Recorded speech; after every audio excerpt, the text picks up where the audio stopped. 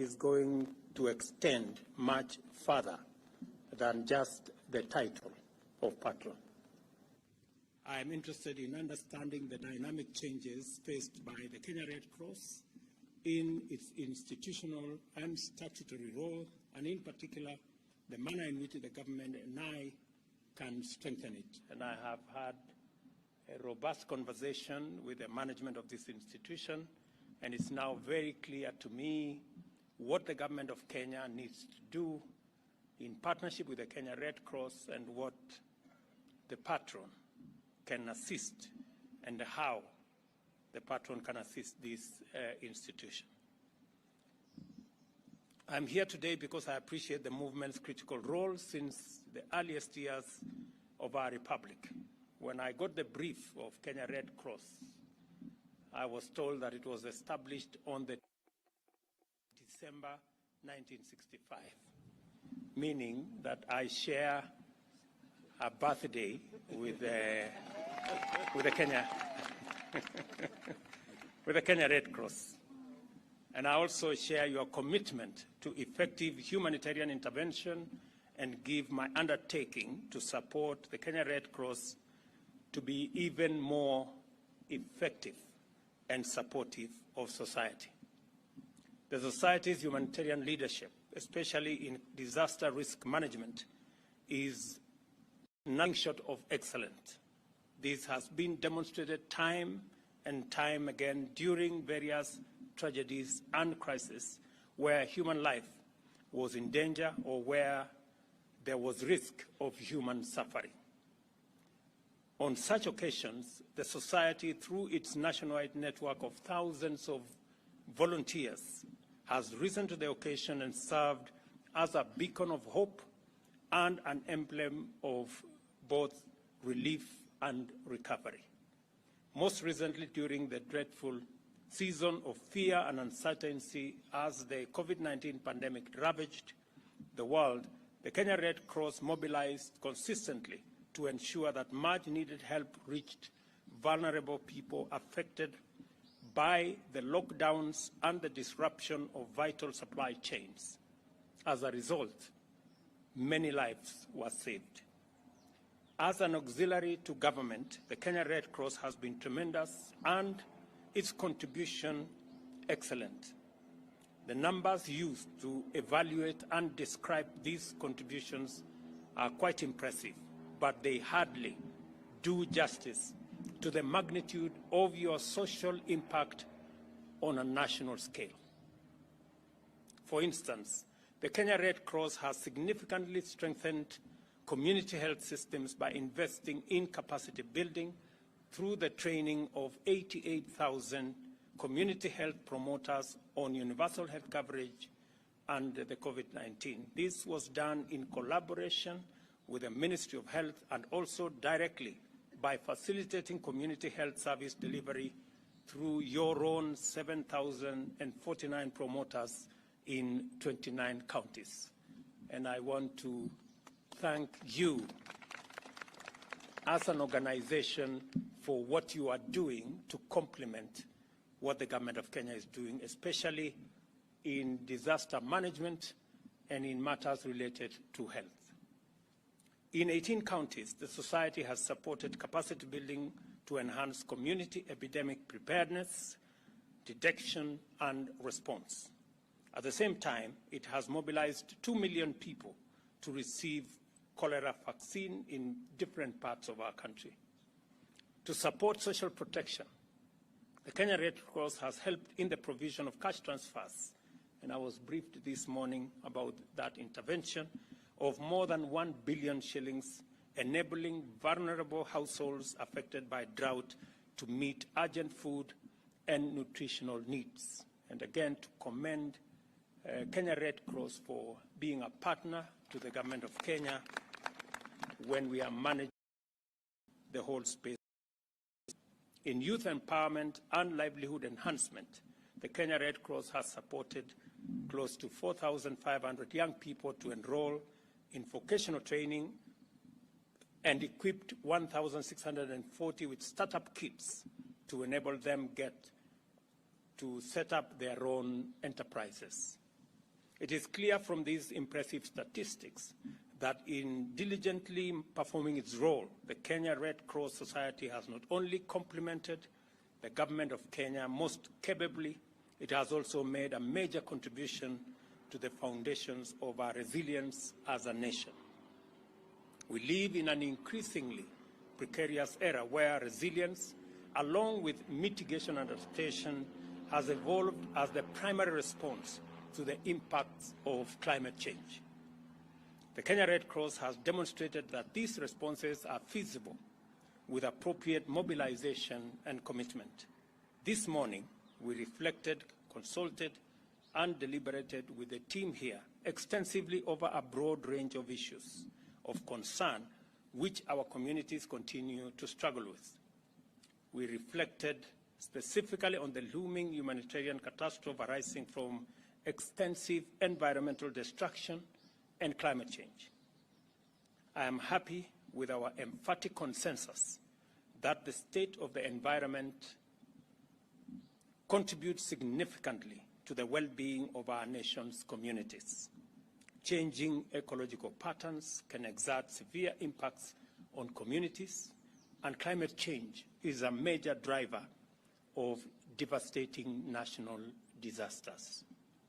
As we enhance our preparedness and overall capacity to respond effectively to these disasters, the Government of Kenya is explicitly committed to collaborating with all stakeholders in rolling back climate change, principally through the restoration of our national forest cover. The ongoing efforts of the Kenya Red Cross Society to plant more than 5 million trees over the next 5 years is very good news. This initiative supports the government's target to plant 15 billion trees over the next 10 years. My request here, Governor and CEO, is that knowing the excellent performance of Red Cross and your commitment to our nation, especially to mitigating disasters, it is possible for you to enhance this number of trees from 5 to 10 million. I think it is possible. I commend this effort most and welcome other organizations to join the project with more initiatives throughout the country so that we can drive the tree planting effort in the right direction. During our reflections, we agreed that there is great need and a huge opportunity for the Kenya Red Cross in conjunction with the Government of Kenya to support local communities in adapting to the impact of climate change. We will therefore advocate and provide support for communities to access global funds dedicated to climate adaptation in terms of what was agreed in COP27 framework, especially on the subject of loss and damage. I was particularly impressed that Kenya Red Cross is already aligning its programs and strategy to tap into this new climate funding that will enable us to deal with loss and damage. More than 5.1 million people have been affected by drought, and the Kenya Red Cross continues to perform an admirably responsive and effective service to many Kenyans. Although the rainy season has commenced, many households in the most severely affected areas remain in critical condition. It will take at least a year for these communities to start embarking on the journey to recovery. I hope the society will continue to play its noble role beyond the emergency response phase into post-drought recovery and the building of long-term community resilience. Globally, climate change has increased the frequency and magnitude of extreme climate occurrences. This has placed Kenya on a climate disaster pendulum, which swings between drought and flooding, necessitating a new disaster management framework which focuses on a preventive approach.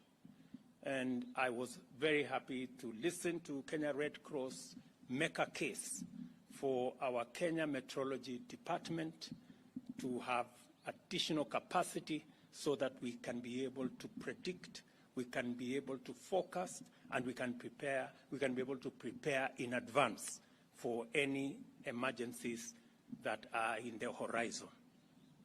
Such an approach must leverage the progress made in climate science, which has made actionable data more reliable, enabling us to predict, prepare, and respond to disasters much more effectively and way before they actually happen. And Kenya Red Cross has been in the forefront in responding to disasters ahead of many other institutions. The government of Kenya is committed to deploying better and predictable analysis in designing humanitarian response to emergencies. It is highly encouraging that the Kenya Red Cross has invested early warning and early action systems to prepare communities for effective disaster response. These complementary commitments signify our collective readiness for a national multi-agency drought and flood early action protocols, which I have been informed have been taken through simulation sessions. I have committed again to the country, to Kenya Red Cross, that the government of Kenya is going to reconsider the Kenya risk management law that will provide a better framework and will also provide a consistent and legal framework for us to engage in the management of risk and disasters in our country. And we will be forwarding to Parliament in the next 1 month the law so that Parliament can consider and provide a framework for a better prepared nation to engage on matters to do with disasters. I must emphasize that protecting and supporting and mobilizing for the rescue of populations in times of need remain a cardinal principle of the government at all times. This includes providing the necessary resources for humanitarian and development operations, as well as the coordination of external support. To perform this critical function properly, the government of Kenya is committed to linking national development planning with national disaster risk management. In recognition of the need to strengthen the capacity of local institutions, the government of Kenya and the Kenya Red Cross jointly reiterate the call to urgently reconfigure international humanitarian financing mechanisms in favor of national institutions and local capacity, in line with the localization agenda adopted at the World Humanitarian Summit in 2015. I have also committed that as government, we are going to reconsider the decision that was made by the government of Kenya 20 years ago or thereabout, not to provide a budget line for the Kenya Red Cross. And beginning this year, we will reinstate budgetary support by the government of Kenya to the Kenya Red Cross, beginning with Kenya shillings 100 million this year.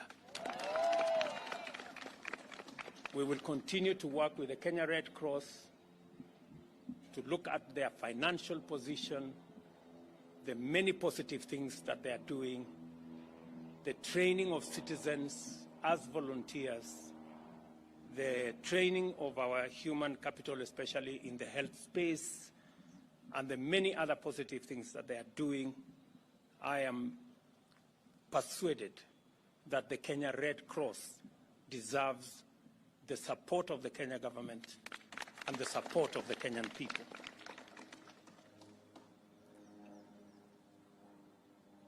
I call on all our partners and donors and other stakeholders to join the government of Kenya in supporting the Kenya Red Cross to undertake its auxiliary role in connection with humanitarian matters, enabling the society to perform its role in full, enhances Kenya's standing as a good and kind neighbor in our region that continues to struggle with the unfortunate profile of a troubled neighborhood. I thank the Kenya Red Cross community in its entirety for the warm reception, and I also want to commit to you that the issues that were raised by the management team here in your, what was that center? The center down the road? The logistics center that I am told you rent from another government entity, that the government of Kenya is going to transfer that logistics center from that other government agency, the Kenya Wildlife Service, to the Kenya Red Cross as a means of enhancing your capability to be able to do the good job that you are already doing. Let me also say that among the issues that was raised by the management is the issues of fees and levies that are charged by government agencies, that again we are going to prepare a law to be presented to Parliament to exempt Kenya Red Cross from government levies and some taxes, so that being a government agency, even though performing auxiliary functions, I think Kenya Red Cross qualifies as a government agency established by law, and therefore they deserve relief for them to be able to perform their functions appropriately. And there are other things that I have agreed with management. I have agreed that I will take them on board and see how we can work out the scenario for the Kenya Red Cross to get the relevant support so that you can continue the good job that you're doing. I saw what you're doing at for the paramedics in training using the institute that you have. I have told the Minister for Health to see how Kenya Red Cross can partner with Kenya Medical Training Centers to expand the courses on paramedics so that we can better respond to emergencies across the country. I also acknowledge the college, the hospitality college in this institution, that you're training some of our best human capital in collaboration with partners from elsewhere, and that we're going to continue to provide the necessary support for this great institution. On behalf of the people of Kenya and their government, I thank you for the selfless service that you continue to perform for our nation. In particular, I must especially appreciate Kenya Red Cross volunteers countrywide in their thousands for their courageous service and noble sacrifice. I know that there are hundreds of thousands of Kenyans out there volunteering to work with the Kenya Red Cross so that we can save lives, we can reduce situations that make Kenyans suffer. And I truly, truly appreciate the work of the many volunteers that do this for us as a nation and for humanity in general. So nataka niseme asante sana Mheshimiwa Jalash kwa kutukaribisha katika sehemu yako ya wakilishi hapa bungeni, na vile nimesema serikali ya Kenya itafanya kazi pamoja na shirika la Kenya Redcross kwa yale majukumu ambayo wanaendesha ya kushughulikia hali za dharura katika taifa letu la Kenya. Wamekuwa ni washirika wetu wa karibu, na nimekubaliana na kamati ambayo inasimamia Kenya Redcross ya kwamba vile ilivyokuwa pale mbeleni, Kenya Redcross sasa tutakuwa na sehemu ya budget ya serikali ya Kenya ambayo tutasaidia Kenya Redcross kila mwaka, vile ilivyokuwa pale mbeleni karibu miaka 20 iliyopita. Na nimeuliza wale ambao wanasimamia Kenya Redcross wasiwe wajeuri ndio tusilete fujo kati yetu, ili tuweze kutambua ile majukumu na kazi nzuri mnayofanya katika kila sehemu ya Kenya. Tumekubaliana pia na hawa viongozi ya kwamba ardhi ambayo mnatumia kama logistics center, badala ya kulipa rent kila mwaka, sehemu ya hiyo ardhi tutawapatia ili muweze kutumia kuendesha jukumu na kazi nzuri mnayofanya kusaidia wananchi wa taifa letu la Kenya. Na Mheshimiwa Jalash ameniuliza vile vile msaidie, kwa sababu nyinyi ndio mko sehemu hii, vijana wa mitaa ya hapa kwa training, ile pia wawe volunteers na waweze kusaidia hali za dharura zikitokea. So again, thank you very much for welcoming us to this great institution. I am truly happy that I created time to come here and understand better what Kenya Redcross is doing. And as patron, I have committed that I will go beyond the title patron and do something for this great institution. So asanteni sana, and may the good Lord bless you.